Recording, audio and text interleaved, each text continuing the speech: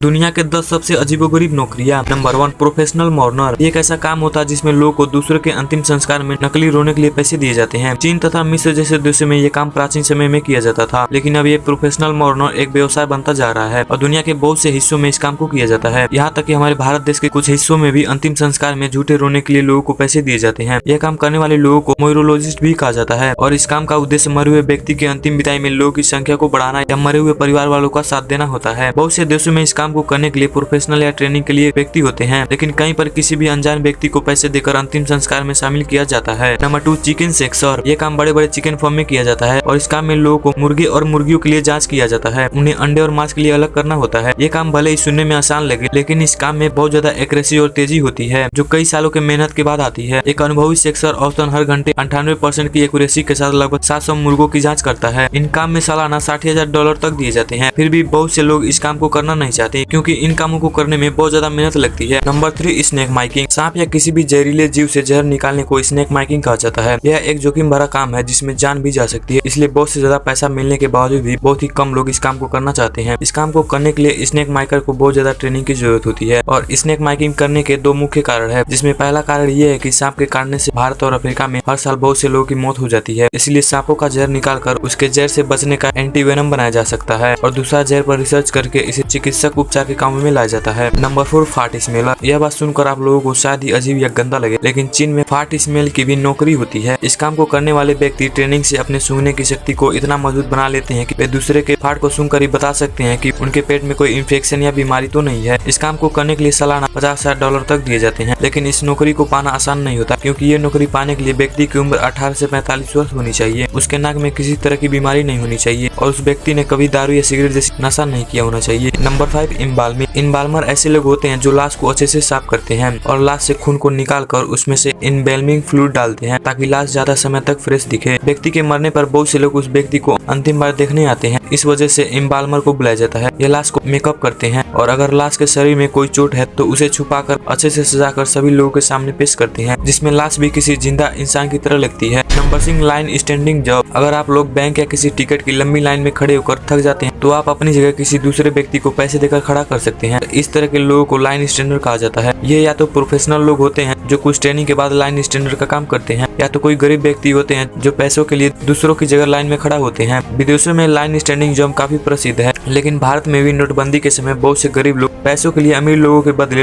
Line में खड़े थे। आज भी भारत और विदेशों में बहुत से लोग लंबी लाइन में अपनी जगह दूसरों को खड़ा होने के लिए पैसे देते हैं। Number 7, rented boyfriend. जापान में आप अकेलापन दूर करने के लिए कुछ घंटे के लिए बॉयफ्रेंड को किराए पर ले सकते हैं और इसे वहाँ रेंटारू करेंसी कहा जाता है। ये बॉयफ्रेंड असल बॉयफ्रेंड की तरह ही डेट पर जाते हैं और लड़की के दोस्त या घर वालों से भी मिलते हैं, लेकिन इस बॉयफ्रेंड की शर्त यह होती है कि ये लड़की से किसी अकेली जगह पर ना मिलकर पब्लिक जगह पर मिलते हैं। जापान में ये धारणा तब बढ़ी जब बहुत सी लड़कियां जॉब करने में व्यस्त हो जाती और उनके पास बॉयफ्रेंड बनाने का समय नहीं था, लेकिन उनके घर वाले लड़की की शादी को लेकर चिंतित रहते थे। तो वो लड़कियां जो जल्दी शादी करना नहीं चाहती थी, वे कुछ घंटों के लिए लड़कों को अपना बॉयफ्रेंड बनाकर घर वालों से मिलाती थी। धीरे धीरे यह काम बिजनेस बन गया और अब बहुत से लड़के इस काम को फुल टाइम जॉब की तरह करते हैं। पिछले कुछ सालों में चीन में भी यह काम काफी बड़ा है। Number 8, pet food tester. इंसान की तरह जानवर को भी स्वादिष्ट खाना पसंद होता है, लेकिन वे इसे बोल नहीं पाते और पालतू जानवर के मालिक चाहते हैं कि उनके पाले हुए कुत्ते या बिल्ली खाना स्वादिष्ट होने के साथ ही स्वस्थ भी हो। इस काम को करने वाले कुत्ते बिल्ली जैसे अलग अलग जानवरों पर अच्छे से रिसर्च करते हैं और कंपनी में जब खाना बनाया जाता है तो ये उन्हें चबाकर पता लगा लेते हैं कि खाने का स्वाद कैसा है। पेट फूड टेस्टर को बड़ी बड़ी पेट फूड बनाने वाली कंपनी रखती है और फूड टेस्टर को ट्रेनिंग करनी पड़ती है जानवरों को किस तरह का खाना पसंद है और कैसा खाना उनके स्वास्थ्य के लिए सही है। Number 9, dry paint watcher. रंग किए हुए दीवारों का ध्यान से देखना होता है। बहुत सी बड़ी रंग बनाने वाली कंपनी ड्राई पेंट वॉचर को हायर करती है और ड्यूलेस कंपनी इसी का एक उदाहरण है, जिसने थॉमस कर्वेन नाम के व्यक्ति को इस काम में रखा था, जिनका काम घंटों तक दीवारों पर लगे रंग को सूखते हुए देखना था और सूखते समय तथा सूखने के बाद रंग में क्या क्या बदलाव आते हैं, रंग की गुणवत्ता कैसी रहती है, ये सब देखकर कंपनी को बताना होता है, जिससे कंपनी को अपने रंग को और भी अच्छा बनाने में मदद मिलती है। Number 10, passenger pusher. जापान ऐसा देश है जहाँ की ट्रेन व मेट्रो सेवा पूरे विश्व में सबसे बेहतरीन मानी जाती है। जापान के टोक्यो शहर में हर दिन लगभग 40 मिलियन लोग मेट्रो का इस्तेमाल करते हैं। रश आवर के समय में जब लोग ऑफिस और स्कूल जा रहे होते हैं या वापस आ रहे होते हैं तो लोगों के भीड़ के कारण मेट्रो का इस्तेमाल करना बहुत ही मुश्किल हो जाता है। रश आवर के समय में सभी लोग जल्दी में होते हैं, इसलिए वे एक ही ट्रेन में जबरदस्ती घुसने की कोशिश करते हैं, जिसमें मेट्रो का दरवाजा बंद करने में बहुत ही मुश्किल आती है। इसी चीज से राहत पाने के लिए वहाँ के मेट्रो में वर्दी लगाए हुए पुशर को रखा जाता है, जिन्हें ओशिया भी कहा जाता है। इन पुशर का काम लोगों को मेट्रो के अंदर धक्का देना होता है ताकि मेट्रो का दरवाजा बंद हो सके। जापान के बाद चीन और न्यूयॉर्क जैसे देशों ने भी अपने ज्यादा भीड़ वाले मेट्रो स्टेशन पर पुशर को रखना शुरू कर दिया।